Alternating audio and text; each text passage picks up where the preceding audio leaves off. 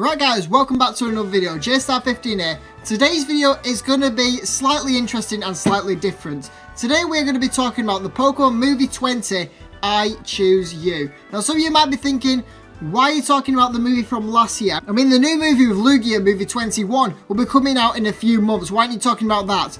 Because I discovered something interesting in the credits for the Pokémon Movie 20. So recently I got around to watching the Japanese version of the movie. Now, if there's any of you out there who have watched the English dub compared to the English sub, there's not much difference, but there is slightly difference. Usually a few of the sentences and the music, that's really only the main things there. But when I was watching the Japanese version of the movie, the credit scene was slightly different. Now, before we get into this video, I am going to say that this video could be a complete waste of time. You know, the screenshots I'm going to be showing you could be some random person's fan art they just decided to put on the movie credits. It just could be a waste of time. But if it's not a waste of time, then that's where it's going to be very interesting. Also, one more thing before we get into the video. I did upload a video last week, the Pokemon Girlfriend Quiz number 2. Did one last year and it did really well. I did one this year and it hasn't done that well to begin with. I believe it didn't go out to subscription boxes. So if you haven't seen that already, please do go and check that out. I'll leave a link, top link in the description. So please do check that one out there. Okay, with that being said, let's get into some of the screenshots from the credits. So I've got about 4 screenshots roughly in total that we're just going to be going through. So the first one is this. Like I said before, all of this just could be fan art and it could be completely useless. But like I said, if it's not fan art and it does actually have meaning and someone from the Pokemon company did actually draw these, it could be a lot more meaningful than what we think. So this picture here, you know, you got Pikachu, you got the Rainbow Wing, is in a nice rainbow uniform. You've also got the Rotom-Dex, you've got Mimikyu, Ho-Oh and Rowlet. Now a few things I want to point out in this, obviously you got the Rotom-Dex from the anime, Rowlet I'm guessing from the anime as well, and you got Ash in the bottom. And it looks like he's about to eat a Pokemon. So if you can tell that Pokemon is indeed wishy-washy, or at least its single form, yeah, I don't know how edible wishy-washy would actually be or how good it would taste. Can't imagine it tastes really well, but he's looking a bit evil, looking like he's going to eat wishy-washy. But that's not the thing that I want to point out. It's the 2 stars right at the top. You can just about see an orange sort of star and a blue sort of star. Now, when I watched this, I didn't really think much of it, but now you can see it's orange, blue, and they've also got a bit of black in, which means the orange one could indeed be Dusk Mane Necrozma and the blue one Dawn Wings Necrozma.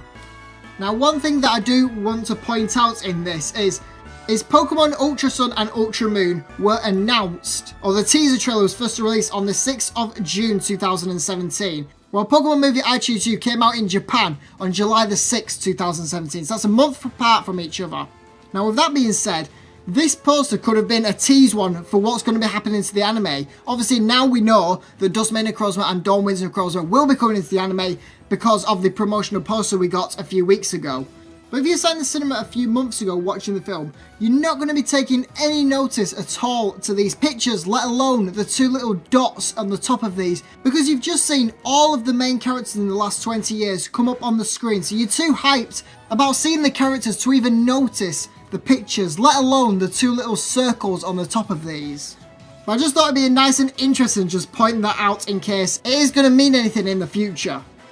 The second piece of art in the credits is this. Now, I don't think this has any meaning into the anime or any movies like that. I just thought it was really cool and a really amazing poster. Obviously, you got Pikachu in the middle with the I Choose You logo underneath. And in the background, you have a picture of every single Pokemon movie. We'll go from right to left, so we'll do the first row, the second row, third, fourth, fifth, sixth, so on and so forth. So, starting the top left-hand corner, which is with Mew and Mewtwo, which is the first movie, Mewtwo Strikes Back. Moving along to the second and third one is the Pokemon Movie 2000, Power of One, that was with Lugia, Zapdos, Moltres and Articuno. Moving on one more to the corner, we have Entei and the Unknown, otherwise known as Spell of Unknown. Moving on to the next row, we have Celebi and Suicune, which is Pokemon Forever, Celebi and the Voice of the Forest. Moving on one more, we have Latios and Latias in Pokemon Movie Heroes. Moving on one more, we have Jirachi and Groudon, which is Jirachi Wishmaker. Moving on to the next one, we have Destiny Deoxys, which is with Deoxys and Rayquaza. Then we have Lucario and the Mystery of Mew. No Mew in this picture, but we do have Lucario. Then just tucked behind Pikachu's ear, we have Pokemon Ranger and the Temple of the Sea. You can just about see Manaphy there. Moving on one more, we have the Rise of Darkrai. You can see Darkrai. You see a little bit of Palkia and a little bit of Dialga as well. Moving on to the next row, you can just about see Giratina, and in the next one, you have Shaman, which is Giratina and the Sky Warrior. Then you can see Arceus in the same one as Shaman, and a little Pichu there, which is Arceus and the Jewel of Life. We'd like Arceus to have his own one because it's the god of Pokemon. Then just behind Pikachu's hand, you can just see a bit of Zoroark's ear, which would be Zoroark, Master of Illusions, or the 13th Pokemon movie.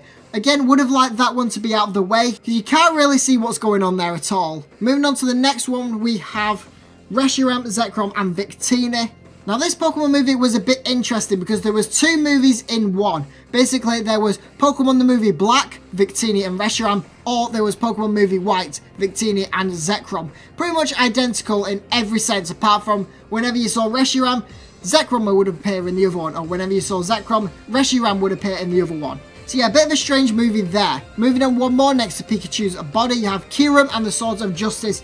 You can just about see Keldeo and Kyurem there. Moving past Pikachu to the right hand side, you have Genesect and the Legends Await. You can just about see Mewtwo or Mega Mewtwo Y there. And I believe if you go onto the next row on the left hand side, you can see a bit of Genesect. It was a shiny Genesect in this movie. Moving on one more, you have Diancie and the Cocoon of Destruction. Again, you can see Diancie and Yveltal there. Just trying to work out what's underneath Pikachu. I can't quite see. It might be Xerneas, although I can't quite tell. Anyway, moving on from that image that I can't quite tell, you have Hooper and the Clash of Ages. You can see Hooper, and I believe the Hooper Unbound there as well. And then finally, in the bottom left-hand corner, you have Volcanion and the Mechanical Marv. You can just about see Magearna there. But yeah, this picture doesn't really have anything to do with what we're talking about. I thought it was absolutely epic. That's why I included it there. Now, we move on to the picture that I was talking about, and the one in the thumbnail. Now, this is the picture that we're going to be discussing mainly.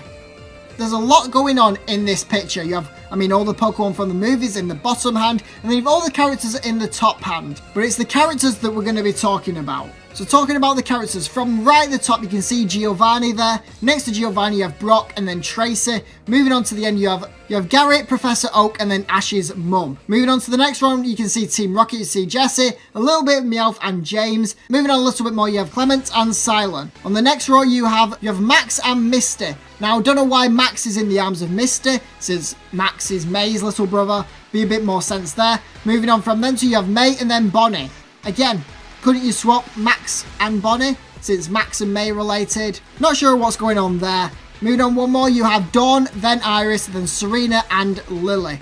Now, what I want to point out about this is, if you watch the Sun and Moon anime, you can tell from this there are a few characters missing. A few of the main characters as well. You have all of the main characters from all the different seasons, all in this picture.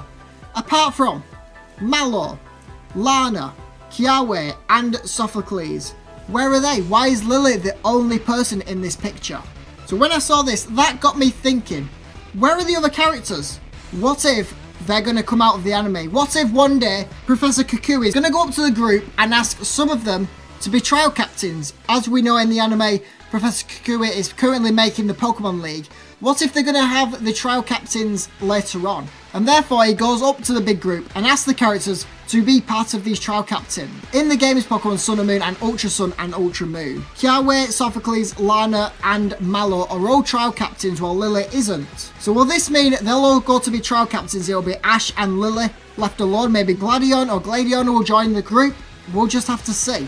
And also, why is Lily next to Serena? Is that kind of hinting towards maybe Serena's going to come back into the anime? I don't think Serena will come back into it. But yeah, I just thought I'd put my opinions out there on this. It's very, very interesting indeed. But yeah, let me know what your thoughts are down below in the comment section. I'll leave the video here. Give the video a thumbs up if you did enjoy this. Comment down below like I just said. What do you think of this? Does this mean Serena coming back into the anime? Does this mean all the other characters in Sun and Moon will be going off to be trial captains or anything? Will Lily and Ash be the only ones that's going to stay in it? And finally, subscribe to the channel if you haven't done already. But yeah, thank you for watching. I'll see you in the next one.